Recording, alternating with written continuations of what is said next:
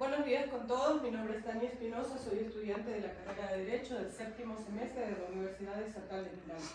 Estamos aquí para impartir una capacitación sobre los temas en sí, en general, de lo que es la violencia. Hablaremos en primer lugar de lo que es la conceptualización de la violencia y qué elementos se utilizan para estudiarla. Uno de los mayores problemas que tiene nuestra sociedad en la actualidad es desconocer los temas de lo que vamos a tratar. Por ejemplo, yo creo que muchos de ustedes aquí desconocen realmente el término de la violencia. Deben haber escuchado lo que son redes sociales y noticias. A diario se vive en nuestro país temas lamentables como el maltrato de las mujeres, la violencia intrafamiliar, que es uno de los temas más conocidos. Pero en sí, de manera técnica, yo creo que la mayoría que estamos aquí desconoce de este tema, de lo que es qué significa en sí la violencia. Entonces, yo en esta capacitación abordaré una amplia diversidad de términos relacionados con lo que es la tipología de violencia, para luego pasar a desarrollar las razones y las consecuencias que tiene esta. En la capacitación anterior, bueno, algunas de las personas que están aquí, ya dimos a conocer los diferentes tipos de violencia. Habíamos hablado de que hay la violencia física, la violencia psicológica, hay la violencia verbal, la violencia escolar, violencia laboral también, hay la violencia intrafamiliar, que es una de las más comunes y más conocidas en nuestro medio. Analizaremos también el por qué se dan estos temas con tanta frecuencia en nuestra sociedad y en cualquier ámbito. Sin importar la raza, la condición social, y ya sabemos que la violencia no solamente está en los estratos económicos bajos, ni tampoco hablamos de qué diferencia tipo de raza o condición de ningún tipo. La violencia está en todos los ámbitos y en todos los estratos sociales. Asimismo, también es importante reconocer que debemos romper el ciclo de la violencia que se viene arrastrando de generación en generación, para darles a nuestros hijos o nietos una vida digna, más adecuada y llena de respetos hacia su integridad, ya que en nuestra sociedad a la violencia se la ha normalizado. Creemos que ser maltratados o ser agredidos es algo normal. Creemos en sí que hablando en el término de género, una mujer maltratada está bien. O sea, una mujer que recibe maltrato, ya sea físico, lógico, laboral o estudiantil, en todos los ámbitos, esto se lo ha normalizado y creemos que está bien, que es normal y que es natural, y no. Esa es la idea que queremos cambiar en nuestra capacitación, de que ustedes aquí presentes entiendan de que la violencia realmente no es algo que está bien, no es algo que está permitido y no es algo que se debe ver como algo común o algo normal en nuestra sociedad. Para impartirles un dato importante, la Organización Mundial de la Salud ha indicado que la violencia es una interacción dañina entre un individuo con otro o entre grupos, y se define como tal cuando una persona usa la fuerza física de manera intencional. Esta fuerza puede ser ejercida hacia otra persona o hacia uno mismo o hacia un miembro de la comunidad. Estas agresiones pueden llegar a tener repercusiones o daños a nivel físico, psicológico o emocional. En lo que son términos de violencia, hay varias palabras importantes que me gustaría que ustedes conozcan. Por ejemplo, lo que significa género. Para la Organización Mundial de la Salud, estos son los roles o actitudes o preferencias que adquieren las mujeres, hombres, niños, niñas y personas con identidad no binaria, que han sido impuestos como apropiados por la sociedad a lo largo de los años, y asimismo representa las consecuencias, la reparación de poder entre las relaciones y personas. Hay también palabras importantes como son la agresión, bueno, que por decirlo así, ya entendemos que agresión es un acto violento de una persona hacia otra. Tenemos la palabra violación, también hay la palabra vehemencia, machismo, feminismo, femicidio, abuso sexual, acoso sexual, agresión sexual, lesiones por violencia, pornografía infantil, trata de blancas, homofobia. Hay la discriminación, sensibilización, El ciberhostigamiento, que es lo que actualmente los estudiantes en las unidades educativas viven a diario. Hay diferentes formas en este término de ciberhostigamiento, hay diferentes maneras de hacer violencia, de crear violencia. El grooming, que también es algo, un término que se basa a la actualidad, el maltrato infantil, y en sí tenemos lo que es la prevención también de la violencia. En este ámbito de lo que es la conceptualización de la violencia, también queremos enfocarnos en lo que es las causas de la misma. Cualquier tipo de interacción dañina que se da entre dos o más personas tienen un origen o una causa para que se haya generado la violencia. La violencia en sí es un fenómeno social manifestado en la interacción dañina entre varios individuos y está en todas sus formas, tiene diferentes causas, entre ellas puede ser por consumo de drogas, alcohol, falta de tolerancia, la ignorancia y la falta de control. Pero estas causas no solo son consecuencias de problemas anteriores. Para que una persona caiga en una espiral de violencia, ya sea como víctima o victimario, debe también haber pasado por algunos traumas en su infancia. Así es como la neurociencia se ha encargado de desarrollar un análisis extensamente amplio acerca de lo que llaman la primera infancia. En los seres humanos, esta primera infancia abarca desde los 0 a los 8 años. Y es el punto en el que se desarrollan las bases de la vida de una persona. Si en el transcurso de este lapso de tiempo, la persona ha sufrido un trauma, ya sea por maltrato intrafamiliar, maltrato por parte de sus padres o algún tipo de violencia, discriminación social, esta persona se va a ver psicológicamente, se va a ver en la necesidad de afectar a la persona con la que está conviviendo, por ejemplo, hablando de un caso de violencia intrafamiliar.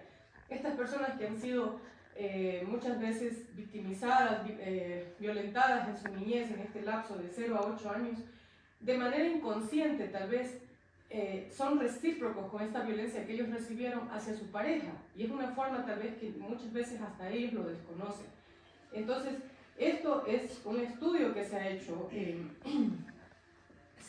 y se ha demostrado que realmente es por problemas de este tipo, o sea, problemas psicológicos que la persona ha sufrido y lo devuelve hacia la sociedad o hacia su vínculo familiar. Entonces llegamos a la conclusión con este tema de que de este modo los niños que viven en sus primeros años o un problema psicológico lo proyectan hacia su entorno familiar, lo proyectan, claro, de forma negativa. También entendemos que no solo los traumas pueden afectar el futuro de un niño, también tiene mucho que ver la alimentación correcta en los infantes durante su proceso de crecimiento, y al hablar de esta situación es inevitable regresar a ver los países más pobres del mundo, a los que están en vías de desarrollo, que también tienen un alto índice de pobreza, como es el caso de América Latina. No sé si ustedes han visto bueno, es común ahora, tenemos al alcance de las redes sociales, tenemos más información que antes, ¿no? Tenemos la facilidad de estar más al tanto. En los países subdesarrollados o en vía de desarrollo, como son todos los países de América Latina, es donde más se evidencia la violencia, hablando de violencia intrafamiliar, hablando de femicidios, en fin, todo tipo de violencia. En los países que ya son desarrollados, hablamos de Europa, Asia, en otros continentes, se escucha poco. Claro que sí hay la violencia, no decimos que estos países no tienen violencia, pero en mayor porcentaje que lo tienen nuestros países que están en vías de desarrollo. También creemos que la desnutrición crónica infantil afecta actualmente al 20.1%. Esto basado en la encuesta nacional de desnutrición en el Ecuador del 2023. Se sabe que los niños menores de 2 años en Ecuador sufren de desnutrición, y esto también, aunque no lo crean, es un problema que acarrea a futuro a la violencia. Ecuador, al ser un país en vías de desarrollo, es víctima de múltiples problemáticas graves, entre ellas la pobreza, y debido a esta surgen daños en el tejido de la base de la sociedad. Esta problemática orilla a las familias a prescindir de oportunidades importantes, como es la educación, la alimentación adecuada o una vivienda digna, que cuente con los servicios básicos para un crecimiento adecuado de los niños y niñas. Todo esto hace que los infantes crezcan en un ambiente hostil.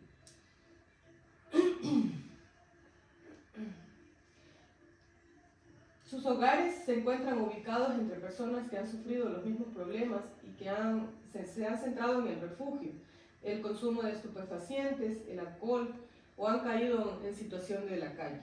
Una sociedad que deja de lado a sus niñas y adolescentes solo puede tener como resultado una sociedad violenta en la que las personas más pobres optan por dedicarse a cometer actos delincuenciales debido a la falta de preparación académica o de oportunidades, ya sea para defenderse en el ambiente hostil en el que viven o para evadir su cruda realidad.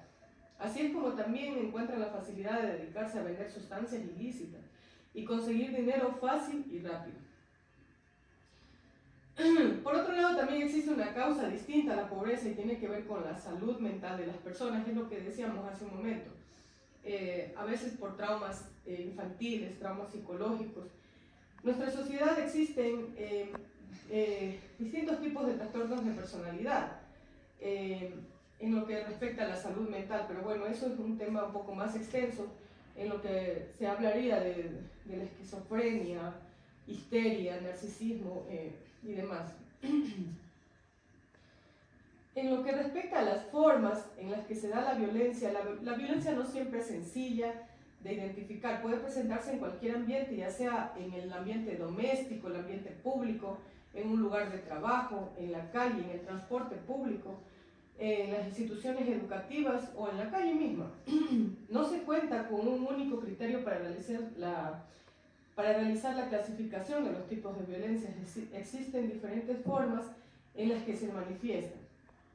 Por ejemplo, ya habíamos hablado también en la capacitación anterior de lo que es la violencia autoinfligida. Hay personas que se violentan a sí mismas. No sé si ustedes han escuchado en las unidades educativas de estudiantes que se laceran a sí mismos, se cortan, se lastiman, se golpean. Esto se llama violencia autoinfligida, o sea que yo mismo me hago daño para dañar mi integridad. Tenemos también la violencia interpersonal, la violencia colectiva.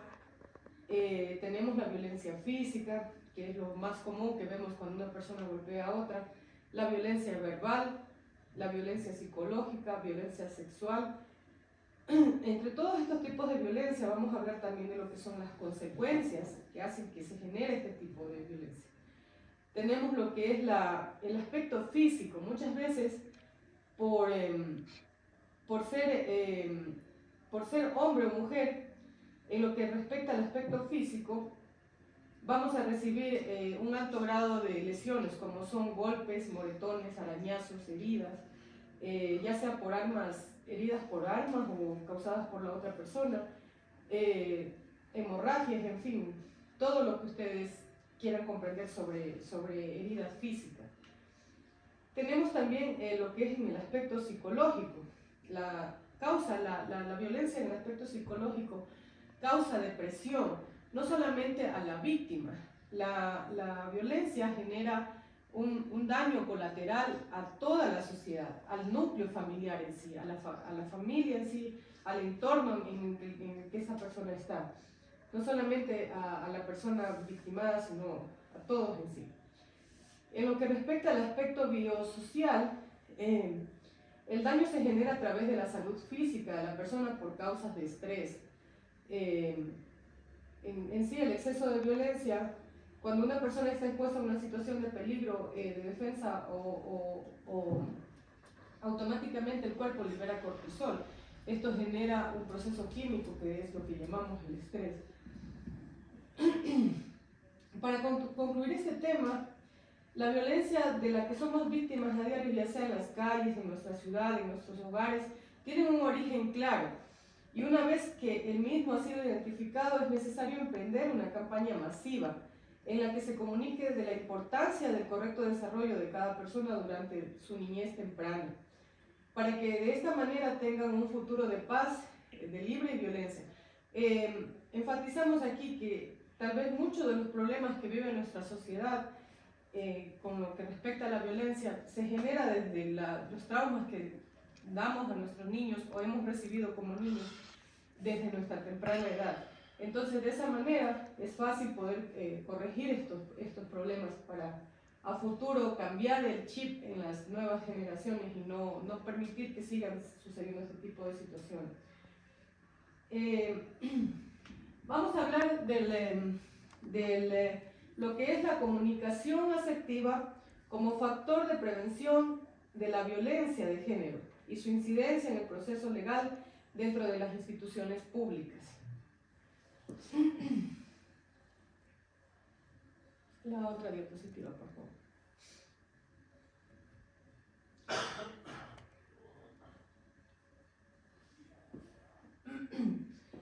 La comunicación asertiva, como dice su nombre, asertiva, que acierta, emerge como un pilar fundamental en la prevención de la violencia de género, desplegando sus efectos beneficiosos tanto en el ámbito interpersonal como en el marco institucional. La violencia de género está arraigada en estructuras patriarcales y desiguales sistemáticas. Ha persistido a lo largo de la historia como una afrenta a los derechos fundamentales y la dignidad humana. En ese contexto, la comunicación asertiva se erige como una herramienta clave para desarticular los patrones de poder, desequilibrarlos y fomentar la igualdad en las interacciones humanas. La asertividad es la habilidad de poder expresar pensamientos y sentimientos de manera clara y respetuosa. Se contrapone a la agresión y a la sumisión, elementos característicos de las relaciones basadas en la violencia de género.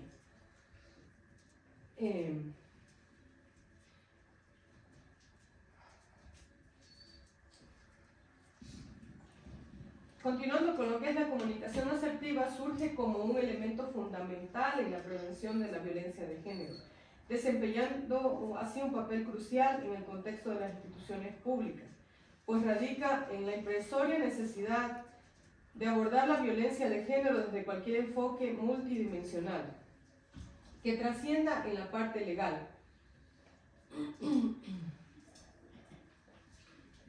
En última instancia, la ley busca no solo coordinar acciones para garantizar el derecho de las mujeres a vivir sin violencia, sino también transformar patrones socioculturales para erradicar la normalización de la violencia, requiriendo la corresponsabilidad de la sociedad en este proceso.